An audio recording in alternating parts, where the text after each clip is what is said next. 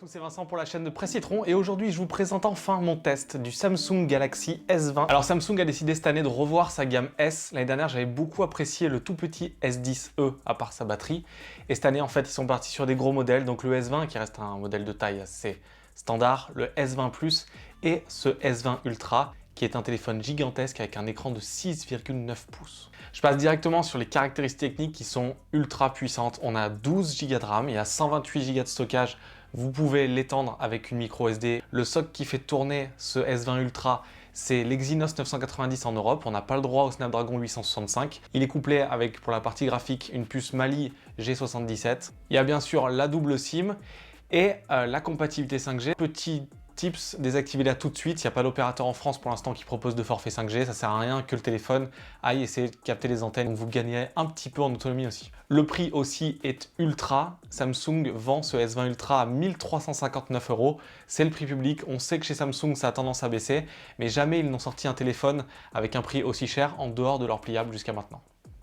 La vraie réussite de Samsung sur ce S20 Ultra, c'est son écran. Je vous l'ai dit, 6,9 pouces. Vous pouvez aller jusqu'à une résolution WQHD+, donc c'est vraiment très beau, ou vous êtes en Full HD+, avec une cadence de 120 Hz. Donc c'est un des premiers téléphones à l'intégrer.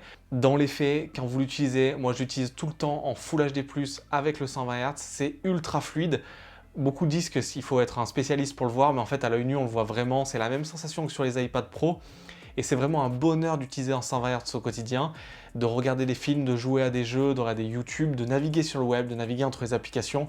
C'est vraiment pour moi, de loin, pour l'instant, le plus bel écran que j'ai jamais vu dans un smartphone. C'est vraiment pour moi un téléphone qui est taillé pour le multimédia. L'audio aussi est excellent, l'audio du smartphone en lui-même. Il est livré aussi avec des écouteurs USB-C AKG qui sont très bons. Donc il n'y a pas de prise jack, c'est un peu un point négatif. Mais bon, on est en 2020, on sait très bien qu'il n'y aura plus de prise jack sur tous les téléphones. Autre chose assez importante sur l'écran, c'est la luminosité. Vous pouvez le voir sur ces images, j'étais au ski, donc c'est un peu l'endroit le plus lumineux du monde quand c'est du soleil.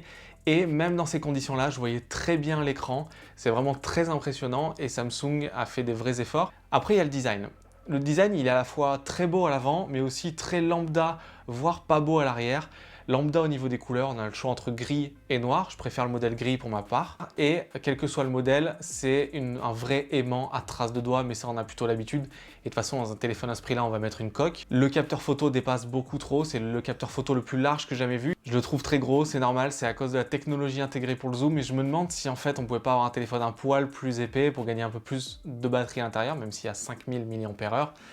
Et du tout éviter cette différence entre le dos et le capteur photo. Point important, c'est le plus gros téléphone de Samsung à l'heure actuelle, c'est aussi le plus lourd en dehors du Fold, il fait 220 grammes. Pour conclure assez simplement sur les caractéristiques techniques, il y a tout ce qu'il faut dans ce téléphone, on peut regretter l'absence du port jack, mais pour le reste, c'est un smartphone qui est ultra rapide, ultra fluide, il va durer dans le temps avec les caractéristiques qu'il a.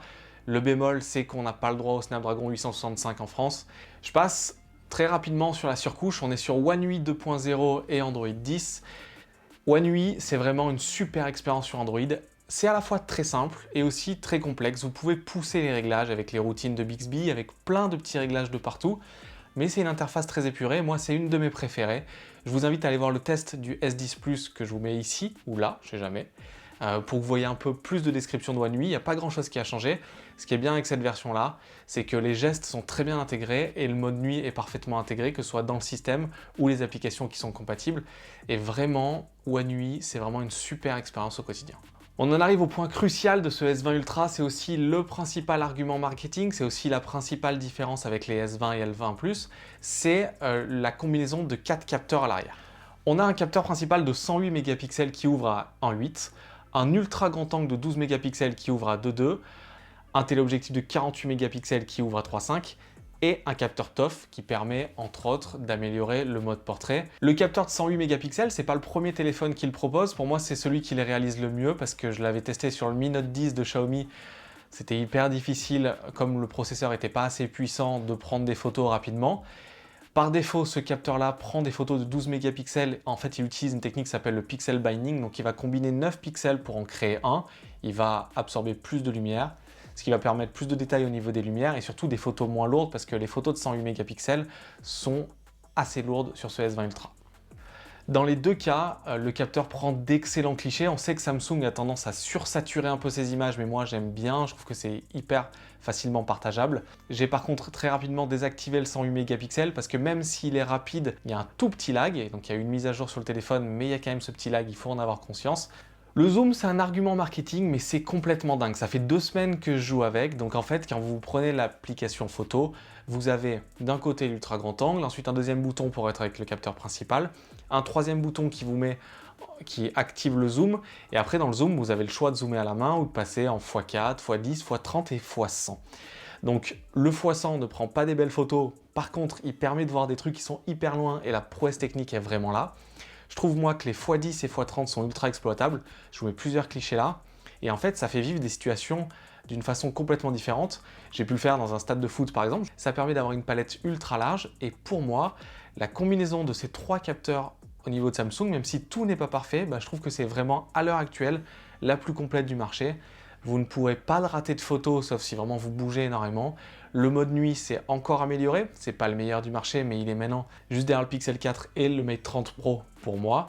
Mais vraiment, Samsung a coché toutes les cases dans cette partie photo. Petit point important, je trouve l'application bien faite. Le passage entre les zooms est assez simple. On comprend très vite les réglages.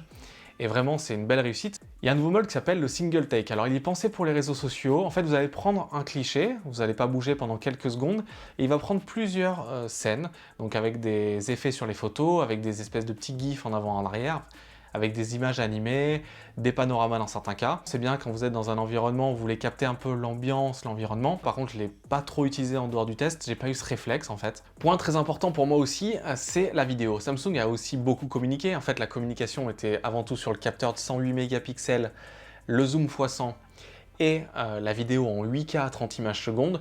Alors ça fonctionne. Par contre, il y a, je trouve, un problème au niveau peut-être de l'encodage ou je ne sais pas, ça a tendance à saccader. Le fichier, de toute façon, j'ai pas d'écran pour le traiter.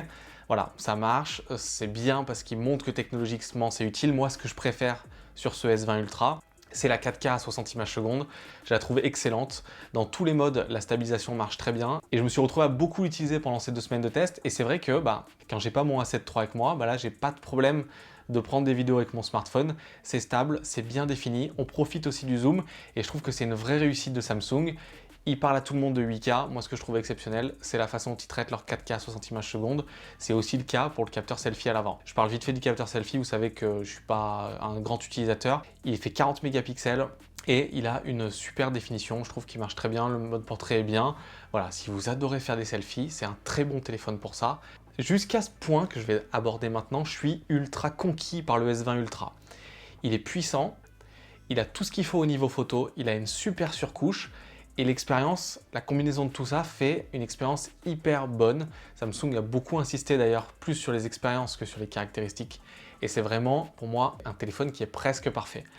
Il y a un souci, je pense que c'est un problème à cause du SoC Exynos 990, c'est l'autonomie. Elle n'est pas mauvaise, vous tenez la journée, mais quand j'achète un téléphone à 1359 €, je m'attends à ce qu'il tienne une journée et demie au minimum, ou au moins que je puisse lui faire confiance, que je puisse rester toute la journée en mode 120 Hz en ayant une utilisation intensive et que le soir il est plus de 25%. Et en fait là, si vous avez une utilisation intensive, que vous êtes en 120 Hz, et vous allez arriver à 21h, 22h avec 10-15% max de batterie et il faudra le recharger. Donc ce que j'ai vu, c'est qu'il y a eu une mise à jour software pendant mon test. Ça a un petit peu amélioré les choses. Il y a une deuxième chose, c'est que One UI s'adapte aux habitudes de l'utilisateur. Donc tous les utilisateurs de Samsung au long terme voient les performances de batterie s'améliorer. Donc je sais qu'en continuant à l'utiliser, ça va s'améliorer. Mais j'aurais vraiment espéré une batterie plus importante, comme sur le P30 Pro par exemple. Voilà, c'est un petit bémol. Par contre, Samsung, ils sont très bons sur la recharge rapide sur ce modèle. C'est livré avec un chargeur de 25 watts. Et vous le branchez 10-15 minutes, vous récupérez énormément de batterie. Il faut un tout petit peu plus d'une heure pour récupérer les 100%. Avec une batterie de 5000 mAh, ça veut dire que ça booste. Et sur le point de la recharge, j'ai rien à en redire. Donc c'est une question d'habitude. Mais voilà, il faut savoir que pour l'instant, ce modèle-là en Europe, il fait une journée. Pas plus. Ce que j'aimerais bien faire en fait, c'est importer ou tester un modèle avec le Snapdragon 865, voir la différence. Parce que j'ai vu pas mal de vidéos de youtubeurs américains et il n'y en a aucun qui a pointé l'autonomie. Donc je me demande si c'est pas un problème vraiment dû au SoC. Attention par contre, parce que là, je suis assez critique sur l'autonomie. Il tient la journée, je le reprécise. Le truc, c'est que quand on met 1359 € dans un téléphone, eh ben, je fais une critique qui a un rapport avec ce prix-là. Et c'est normal que je m'attende à mieux. Il y a aussi ce que j'ai pas dit, la recharge sans fil et la recharge sans fil inversée, ça peut aider dans plusieurs cas. Pour résumer, ce Samsung S20 Ultra est un super téléphone, une expérience, je trouve, géniale. J'ai pris beaucoup de plaisir à utiliser, même s'il est très gros, mais quand on l'achète, on le sait. J'ai hâte de tester les S20 et S20 Plus pour voir un peu si, sans le capteur photo, ils sont tout aussi intéressants. J'ai l'impression que oui, parce que Samsung, maintenant, c'est du très haut de gamme. Ils ont fait une surcouche qui est en rapport avec ça. Ils ont des caractéristiques assez bonnes. Reste ce petit bémol de l'autonomie. Mais pour moi, c'est une vraie réussite et j'ai hâte de voir ce qu'ils vont sortir dans l'année, sur la gamme Note, par exemple, ou sur les modèles d'entrée de gamme, parce que j'ai vraiment l'impression que Samsung a un boulevard immense devant lui avec les problèmes de Huawei avec Google. Et je pense que ça va être une année assez intéressante et d'autres acteurs vont certainement aussi essayer d'en profiter.